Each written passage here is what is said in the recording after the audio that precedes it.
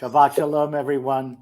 Let's get right to it, bringing Shabbat into our homes through the words of the beautiful poetry, Shalom Aleichem. If you do have a prayer book there, page 24. Let's all sing together. Shalom Aleichem, Malachi Hasharet, Malachi Elyon, Mi Melech Malchei HaMelachim, HaKadosh Baruch Hu. Boachem Shalom, Malachi HaShalom, Malachi Elyon, Mi Melech Malchei HaMelachim, HaKadosh Baruch Hu. Barchuni l'shalom, Malachi HaShalom, Malachi Elyon, Mi Melech Malchei HaMelachim, HaKadosh Baruch Hu. Tzedechem l'shalom, Malachi HaShalom, Malachi Elyon, Mi Melech Malchei HaMelachim, HaKadosh Baruch Hu. Beautiful. Shabbat Shalom, Rabbi Leader. Shabbat Shalom. I'm happy to be with you and with everyone who's watching. We're going to, it's tempting to say this every week, but I try not to because I'm generally an optimist, but it's been a tough week for sure. I'm talking to my friends in New York and, this new variant is really kind of bringing us back emotionally to where we thought we would never be again. We need Shabbat. We really need Shabbat to remind us, to breathe and to look not only backward but forward, to the future, and to welcome some light into our lives with Kiddush and candles, because it has been a tough week. There are no two ways about it. It has, yeah, that's true, and we don't really take care of ourselves when we try to just deny that. That's right. Right. That's right. We have to be able to say this has been really hard. Yep. And we're still going to find the light, but we have to admit it's been dark. Yep. Yeah. But a difficult week does not necessarily mean a difficult weekend. So I'm planning on, right? I'm planning on. So am I. Enjoying my Shabbat. I'm going to be with my family. I'm going to do some hiking and a little bit of gardening, a little bit of study. I'm halfway through. A great weekend for hiking, by the way. Yes. You're halfway through what? I'll show you. Hold on. Yeah, let's see it. This is an incredible book. I'm halfway through this book, Barry Holtz's book on Rabbi Akiva, and you can see I'm like halfway through. Let's see, right there I am. He doesn't write short books, Barry. No, or easy books, but what an amazing story. So I'm going to finish this on Shabbat. That's great. And no matter how tough the weekend has been, we can all have a beautiful, beautiful Shabbat. Yeah, we're going to be with family too tomorrow night. Steve, you'll be happy to know we're going to have dinner with relatives, including former Wilshable of our temple rabbi, Dennis Eisner. Oh, that's great. And his wife, Mandy. They'll be down for the weekend, so we'll all be together, and all the kids are here, so it's really nice. Beautiful. Really nice. That's beautiful. Yeah.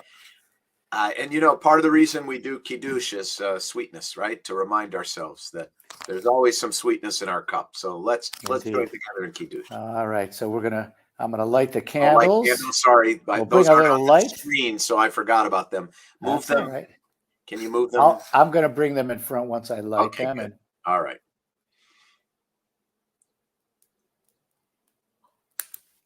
There we go. Okay.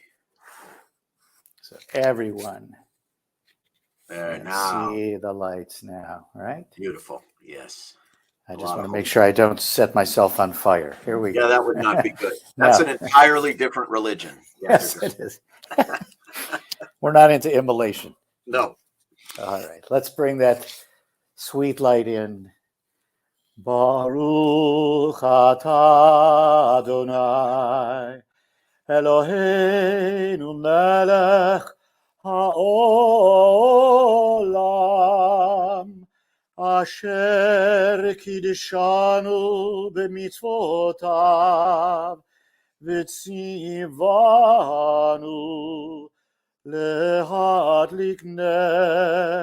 להדליק נר של Shabbat.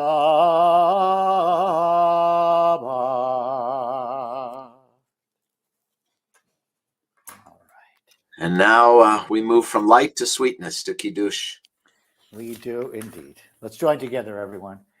Baruch atah Adonai Eloheinu melech haolam borei peri hagafen.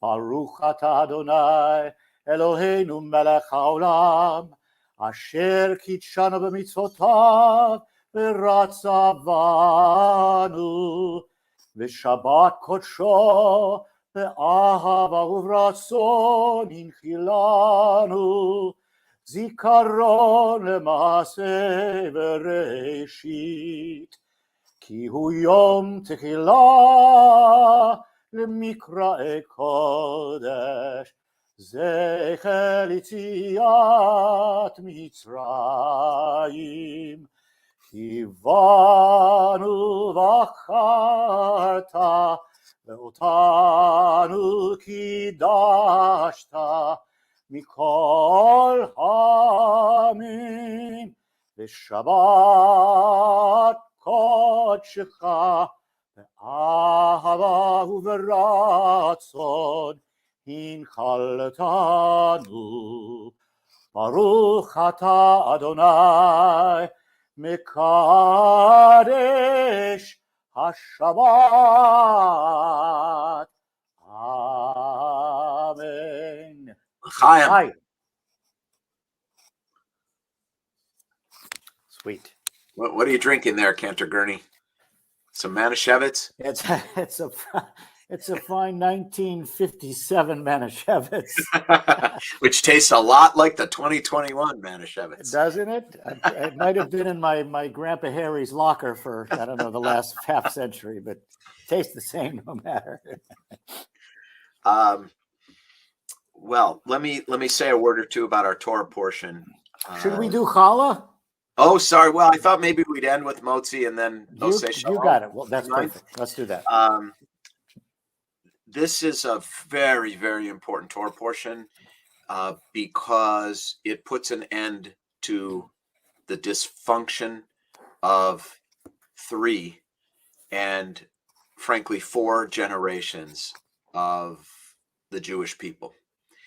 We're coming to the conclusion of the book of Exodus, and we've gone through Abraham, who was frankly incredibly cruel to his son Ishmael, to Isaac's half brother.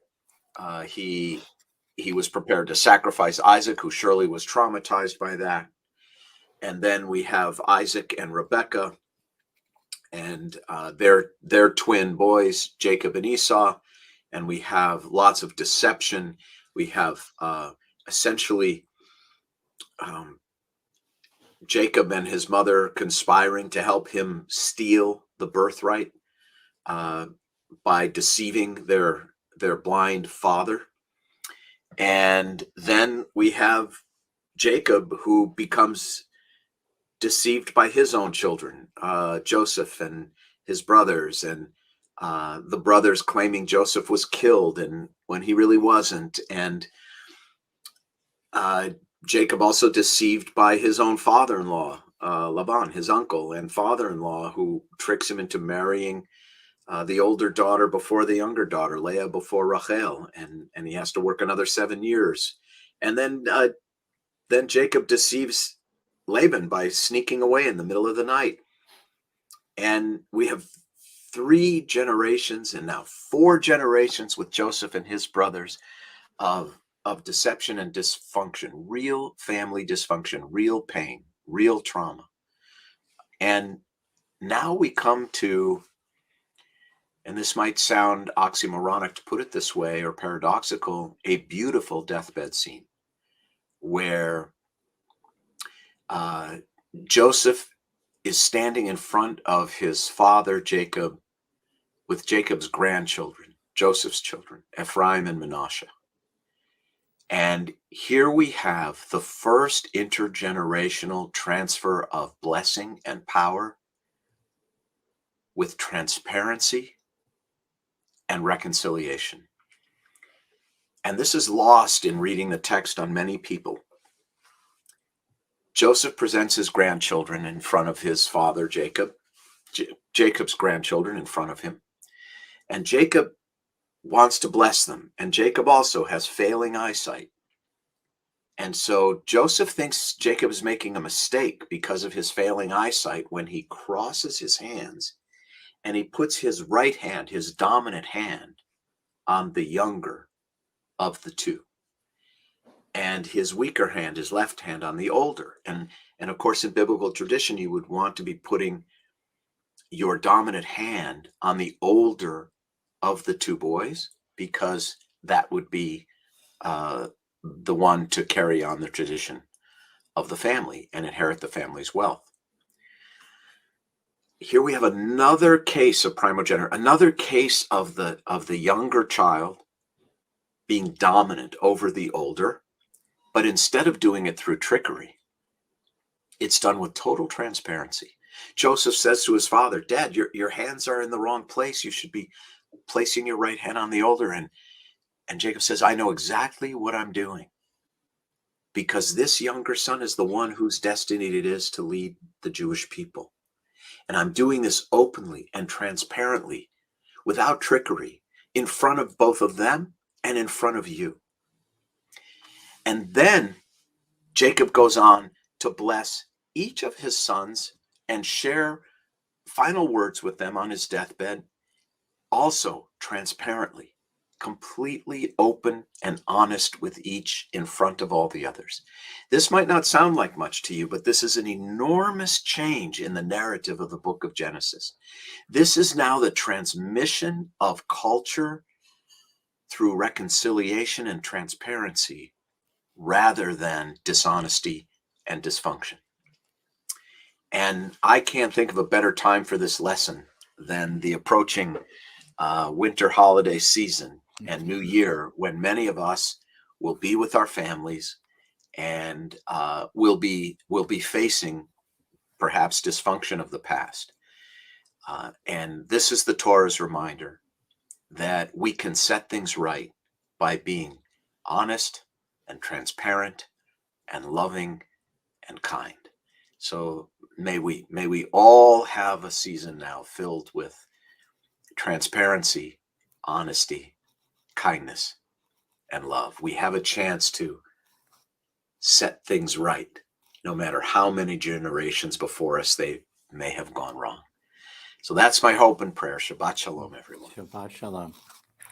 Yeah, well timed, Steve. I had lunch with a friend just 2 hours ago who really wanted to talk about these exact issues with her three siblings and her now recently deceased mom, and how there's great dysfunction in there, and the siblings hardly talk to each other anymore, and she wanted to know what are we reading in the Torah right now?